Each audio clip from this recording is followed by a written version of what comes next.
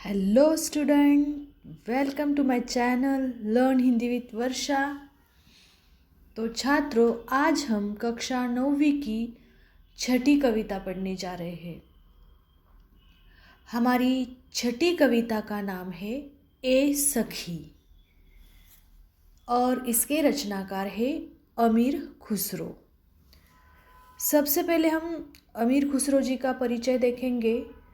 अमीर खुसरो जी का जन्म 1253 पटियाला एटा मतलब उत्तर प्रदेश में हुआ था और उनकी मृत्यु 1325 में हुई थी। अबुल हसन यामीनुद्दीन खुसरो जनसाधारण में अमीर खुसरो के नाम से प्रसिद्ध है। वे पहले व्यक्ति थे जिन्होंने हिंदी, हिंदवी और फारसी में एक साथ लिखा।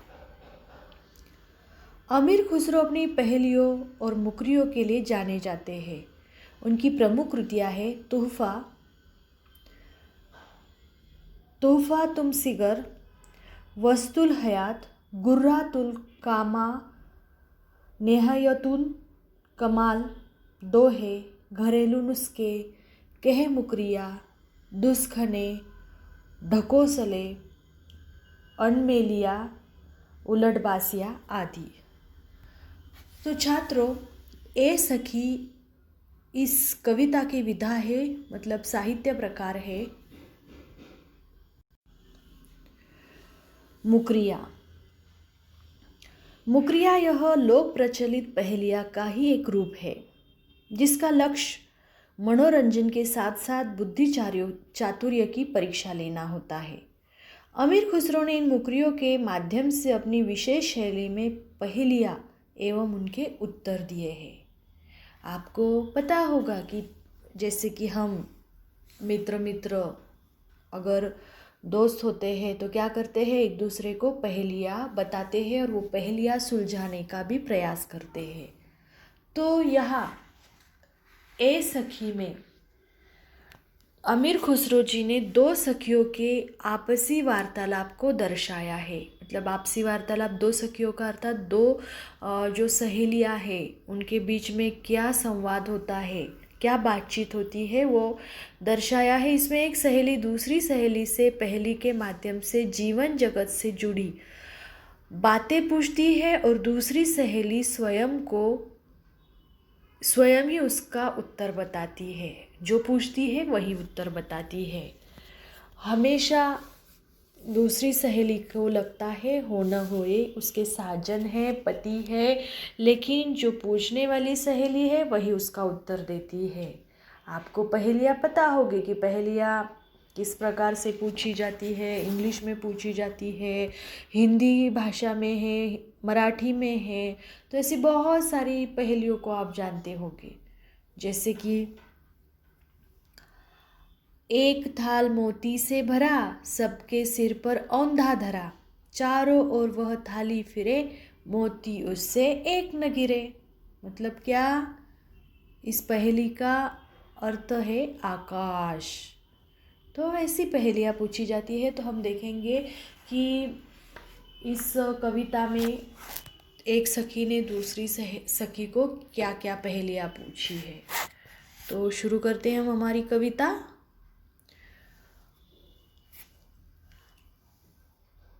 पहली पहेली है, रात समय वह मेरे आवे, भोर भये वह घर उठी जावे, यह अचरज है सबसे न्यारा, ए सखी साजन ना सखी तारा।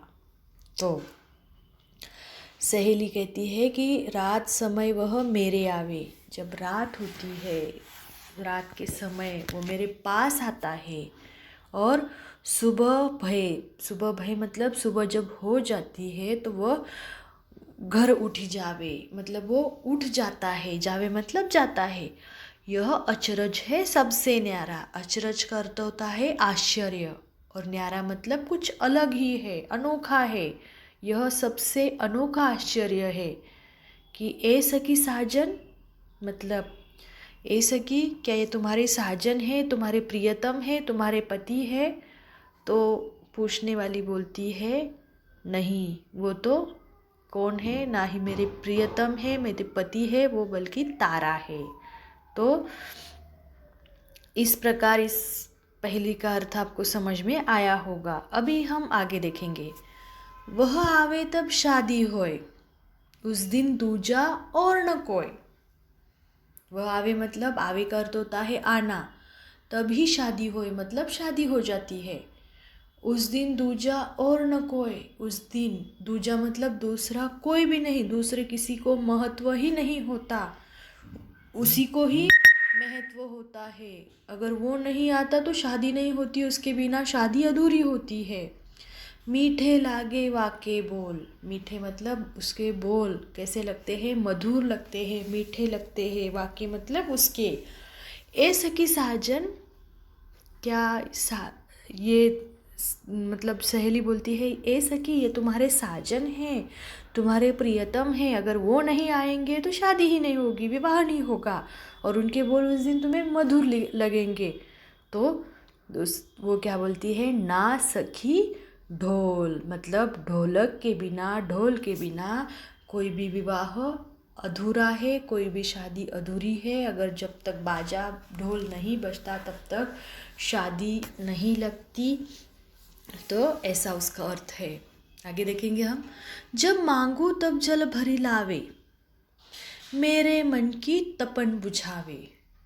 जब मांगू तब जल भरी लावे मतलब जब मैं मांगती हूँ तब वो क्या करता है, जल भर लाता है। जल मतलब पानी लाता है। मेरे मन की तपन बुझावे, तपन मतलब जो प्यास है, गर्मी है, ताप है, वो बुझाता है। और जब भी मुझे पानी की आवश्यकता होती है तो वो क्या करता है, मेरे लिए पानी लेकर आता है। मन का भारी तन का छोटा, ए सखी साजन, मन का भारी है और तन का छोटा है, मतलब उसका मन, मतलब अगर वो मेरी प्यास बुझाता है, मेरी गर्मी बुझाता है, तपन बुझाता है, तो उसका मन बहुत ही बड़ा है, लेकिन तन मतलब शरीर कैसा है, छोटा है। तो सखी को लगता है, ए सखी साजन, क्या ये तुम्हारे प्रियतम है, तुम्हारे पति है। ना सखी लोटा, और उसका उत्तर क्या है, नहीं ये तो लोटा है। जब भी मुझे प्यास लगती है तो वो भरकर मैं जब पानी पीती हूँ तो मेरी गर्मी, मेरी तपन बुझ जाती है। आगे देखेंगे हम।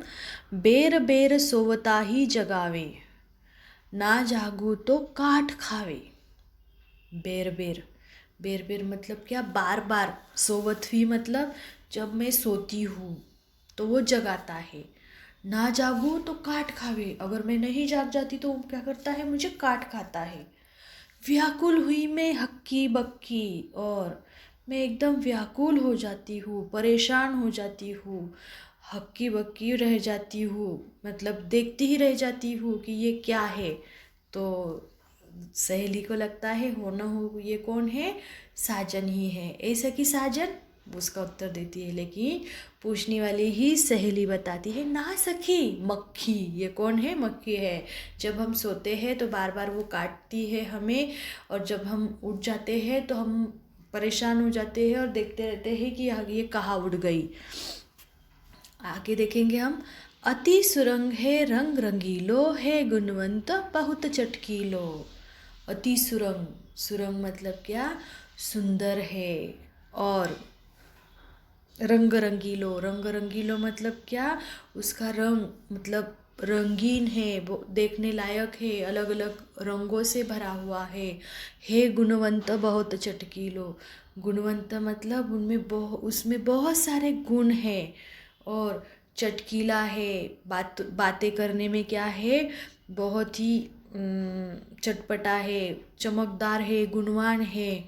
राम भजन बिन कभी न सोता, और राम के भजन किए बिना वो कभी भी नहीं सोता। जब उसके राम के भजन हो जाते हैं तभी वो सोता है। क्यों सखी साजन, और सहेली को लगता है, हो न हो ये कौन होगे, उसके साजन होगे, उसके पति होगे। तो उसका उत्तर देती है सहेली, ना सखी तोता, और ये कौन है, तोता, क्योंकि उसके रंग रंगीले, जैसे लाल चोंच होती है, हरा रंग होता है, वो उसमें बहुत सारे गुण होते हैं, जैसे हम उसे सिखाते हैं वैसे वो बोलता है, और राम के भजन किए बिना वो कभी नहीं सोता, तो वो है तोता। तो आगे देखेंगे हम।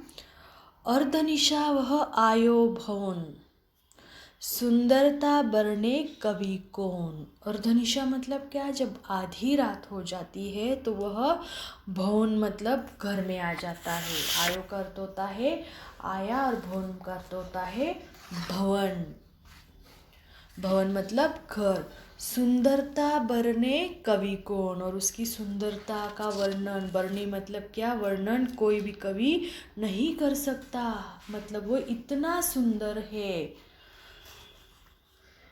निरखत ही मन भयो आनंद, और निरखत मतलब उसे देखते ही मन को, भयो मतलब भाता है, होता है क्या, आनंद। उसे देखकर ही मन प्रसन्नचित हो जाता है।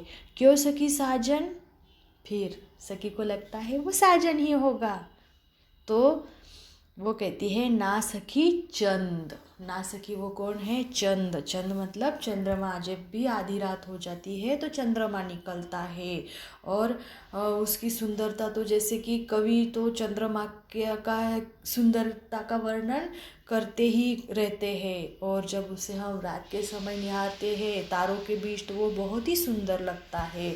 तो वो है चंद्रमा अर्थात चांद। शोभा सदा बढ़ावन हरा, आँखिन से छीन होत न न्यारा।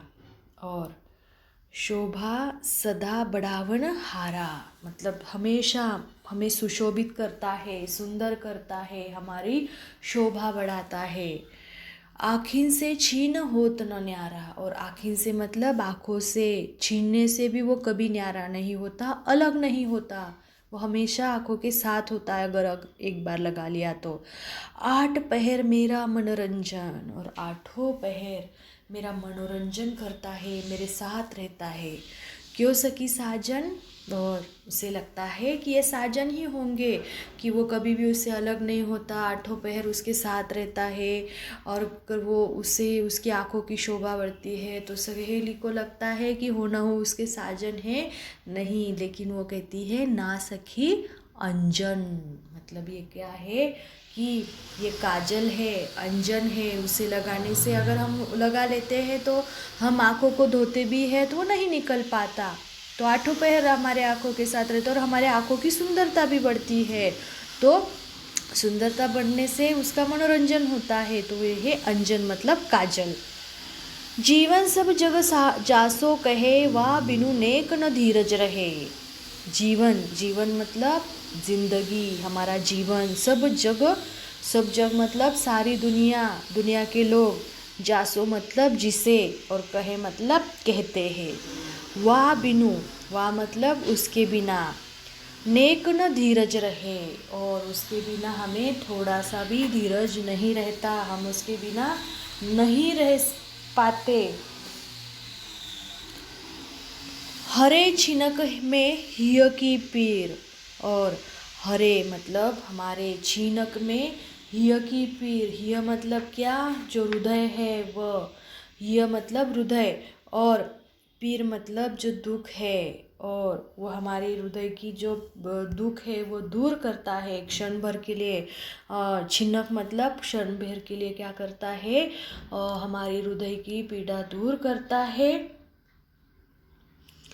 क्यों सखी साजन, और उसे लगता है कि वो तो हमारा जीवन है, उसके बिना मुझे धीरज नहीं है, मुझे मतलब पाते ही क्षण भर चैन आता है, पीड़ा दूर हो जाती है, तो वो कहती है ये तुम्हारे साजन, वो तुम्हारे प्रियतम होगे। वो बोलती है ना सखी नीर, नीर मतलब क्या, पानी, मतलब वो तो पानी है, उसके बिना कोई भी नहीं रहता, और मतलब पानी या जल को जीवन कहा गया है, तो वो जीवन, सब जग के लोग, सारी दुनिया के लोग उसे जीवन कहते हैं, और उसके बिना कोई भी नहीं रह सकता, और वो जब आ जाता है तो क्षण भर में ही हमारे हृदय की पीड़ा दूर हो जाती है, तो वो है नीर मतलब पानी। बिन आए सब ही सुख भूले, आए ते अंग अंग सब फूले। बिना आए सब ही सुख भूले, मतलब उसके न आने पर सब सुख भूल जाते हैं। आए थे अंग अंग सब फूले, और जब वह आ जाता है तो मेरा अंग अंग फूल जाता है मतलब पुलकित होता है, खुश हो जाता है। सीरा भई लगावत छाती, और वो जब आ जाता है तो मैं क्या करता हूँ, अपने सर को लगाती हूँ, अपने छाती को लगा लेती हूँ। और क्यों सखी साजन ना सखी पाती, सीरा भई लगावत छाती, क्यों सखी साजन ना सखी पाती। मतलब वो क्या है, पाती मतलब वो है पत्र। जैसे कि हम कोई पत्र खत हमारा संदेश आने वाला होता है तो हम क्या करते हैं कि उसकी राह देखते हैं, उसका इंतज़ार करते हैं। और जब वो आ जाता है तो हम प्रसन्न हो जाते हैं, खुश हो जाते हैं, उसे सिर से लगा लेते हैं, छाती से लगा लेते हैं। और सखी को लगता है होना उसके प्रियतम है, लेकिन वो कहती है ना सखी पाती, पाती मतलब पत्र। अभी इस ज़माने में तो पत्र का इतना नहीं ये होता, संदेश या जो भी हमारे दिल की बातें वो पत्र से नहीं होती, लेकिन अभी पहले ज़माने में ऐसा होता था। अभी हम मैसेज का इंतज़ार करते हैं व्हाट्सएप पे, फेसबुक पे, इंस्टा पे, या फिर टेक्स्ट मैसेज। तो इसी प्रकार आज हमने ए सखी ये कविता पढ़ी है। आशा करती हूँ कि आपको समझ में आई होगी। तो ज़रूर बताइए। फिर मिलेंगे अगले वीडियो में, तब तक धन्यवाद। आपका शुभ दिन शुभ हो।